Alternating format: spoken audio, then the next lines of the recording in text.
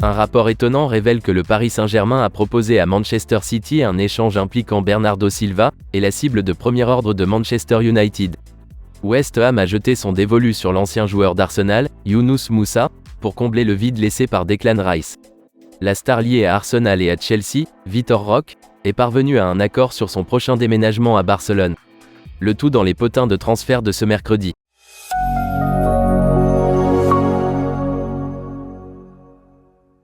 Le Paris Saint-Germain est prêt à faire de grands efforts pour recruter le meneur de jeu de Manchester City, Bernardo Silva, et a même proposé à l'équipe de Pep Guardiola, deux des plus grands noms du football dans le cadre d'un échange. Bernardo Silva a joué un rôle majeur dans la campagne du triplé de Manchester City, avec 55 apparitions toutes compétitions confondues, et des performances incroyables sur la route de la Premier League, de la FA Cup et de la Ligue des Champions. Bernardo Silva a encore 2 ans à courir sur le contrat lucratif qu'il a signé en mars 2019. Cependant, il ne semble pas qu'il ira jusqu'au bout. Diverses sources ont fait état de son désir de relever un nouveau défi loin de l'Etihad.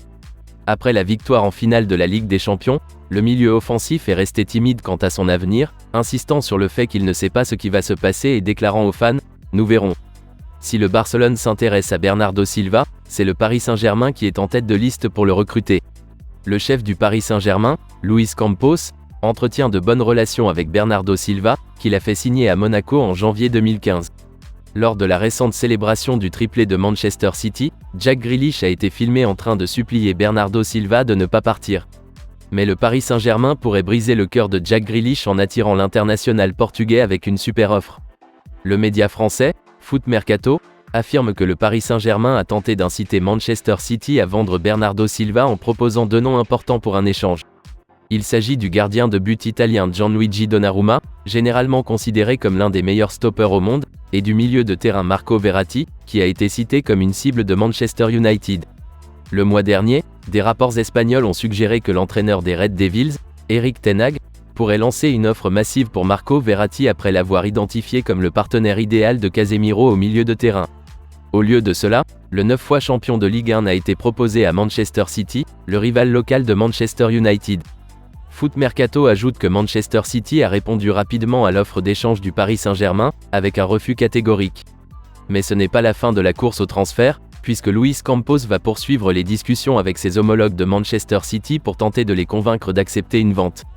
Après l'échec des offres de Marco Verratti et de Gianluigi Donnarumma, il est probable que le Paris Saint-Germain revienne à la charge avec une offre colossale uniquement composée d'argent.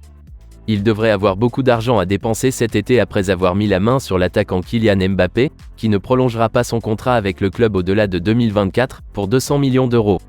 Le Real Madrid est prêt à faire pression sur Kylian Mbappé une fois de plus, même si Manchester United pourrait également entamer des négociations pour l'as français. La perte de Bernardo Silva sera évidemment un coup dur pour Pep Guardiola, tant le joueur de 28 ans a été influent ces dernières saisons. Toutefois, les Citizens ont déjà identifié un remplaçant potentiel. Ils se sont mis d'accord avec le milieu de terrain Matteo Kovacic et se rapprochent de la signature du joueur de Chelsea. Selon un journaliste, West Ham a jeté son dévolu sur l'ancien jeune joueur d'Arsenal, Younous Moussa, pour remplacer Declan Rice au milieu de terrain. Il est presque certain que Declan Rice quittera West Ham cet été. Son contrat expire en juin 2024 et il a rejeté de nombreuses offres de prolongation, ce qui a mis West Ham dans l'embarras. Après la victoire du club en Europa Conference League, le président des Irons, David Sullivan, a révélé qu'il avait promis à Declan Rice qu'il pourrait partir avant la saison prochaine. Le Bayern Munich est intéressé par l'international anglais, mais il sait qu'il préfère rester en Angleterre. C'est donc Arsenal qui est en pole position pour conclure une énorme affaire. Graham Bellay, spécialiste des transferts, a déclaré que West Ham voulait 117 millions d'euros plus des suppléments pour son capitaine. Arsenal, en revanche, n'est prêt à aller que jusqu'à 105 millions d'euros. Il n'en reste pas moins que l'on s'attend à ce qu'un accord soit conclu, ce qui mettra West Ham sur le marché pour des renforts au milieu de terrain. Selon James Benge de CBS Sport, les dirigeants de West Ham estiment qu'ils doivent recruter 2 milieux de terrain pour remplacer l'influence de Declan Rice. Et Younous Moussa fait partie de leur liste de cibles. Il est passé par le centre de formation d'Arsenal, mais n'a jamais joué en équipe première avant de partir pour Valence en août 2019. Valence vient de vivre une saison médiocre, terminant à la 16e place de la Liga. Cependant, Younous Moussa a impressionné lors de ses 33 apparitions en championnat, tout en représentant les États-Unis lors de la Coupe du Monde au Qatar. Grâce à ses performances, Younous Moussa est devenu une cible pour West Ham, écrit James Benge. Plusieurs équipes de Premier League s'intéressent à ce joueur de 20 ans, mais c'est West Ham qui, jusqu'à présent, a manifesté l'intérêt le plus soutenu à son égard. L'équipe de l'Est de Londres pourrait bientôt transformer cet intérêt en une offre concrète. Younous Moussa n'est pas le seul milieu de terrain que West Ham envisage pour succéder à Declan Rice. L'équipe de Fulham apprécie Joao Palhinha, qui a réalisé une excellente première saison en Angleterre. Mais le propriétaire de Fulham, Tony Khan, souhaite conserver le Portugais, ce qui signifie que l'équipe de David Moyes a du pain sur la planche. Arsenal et Chelsea semblent avoir perdu la course à l'attaquant brésilien, Vitor Roque, qui aurait trouvé un accord avec Barcelone. En mars, le Barça était considéré comme le favori pour recruter Vitor Roque.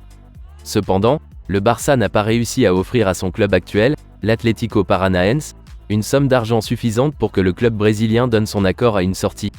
L'Atlético Paranaense s'en est trouvé contrarié et a envisagé des offres d'autres équipes. Arsenal et Chelsea ont rapidement tenté d'empêcher le Barça de s'emparer de Vitor Roque. Les deux clubs londoniens ont également progressé dans leurs négociations. Mais, selon le journal espagnol AS, la destination idéale de Vitor Roque est le Barça, ce qui a joué en faveur de l'équipe de Xavi. Le Barça est revenu à la charge avec une meilleure offre, qui a été acceptée. Tous les détails du transfert auraient été réglés. Vitor Roque a signé un contrat de 5 ans, tandis que le Barça versera à l'Atlético Paranaense une somme de 4 millions d'euros en 3 versements. Deco, qui deviendra bientôt le nouveau directeur du football du Barça, a joué un rôle essentiel dans ce transfert.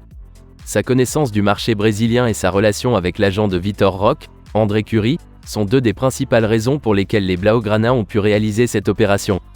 Malgré l'accord entre les deux clubs et le joueur lui-même, le Barça ne peut pas encore annoncer son arrivée. En effet, en raison de sa masse salariale pléthorique, le Barça doit encore se séparer de 3 joueurs avant de pouvoir officialiser l'arrivée du jeune buteur de 18 ans.